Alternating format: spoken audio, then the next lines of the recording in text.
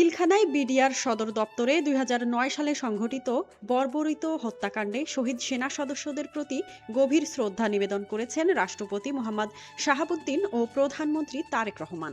বুধবার ২৫ ফেব্রুয়ারি সকালে রাজধানীর বনানীস্থ সামরিক কবরস্থানে রাষ্ট্রপতি ও প্রধানমন্ত্রী শ্রদ্ধা নিবেদন করেন।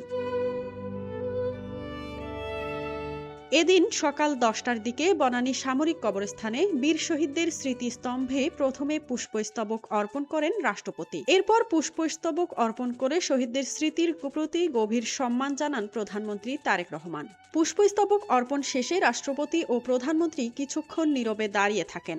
সে সঙ্গে শহীদদের রুহের মাগফিরাত কামনা করে আয়োজিত বিশেষ মোনাজাতে অংশ নেন তারা। অনুষ্ঠানে আরও উপস্থিত ছিলেন তিন বাহিনীর প্রধানরা, স্বরাষ্ট্রমন্ত্রী সালাউদ্দিন আহমেদ, উচ্চপদস্থ সামরিক ও বেসামরিক কর্মকর্তা এবং শহীদ পরিবারের সদস্যরা। জাতীয় শহীদ সেনা দিবস আজ বুধবার ২৫ ফেব্রুয়ারি। পিলখানা হত্যাযজ্ঞের ১৭ বছর কেটে গেছে। বাংলাদেশের ইতিহাসের এক বিভীষিকাময় ও কলঙ্কিত দিন।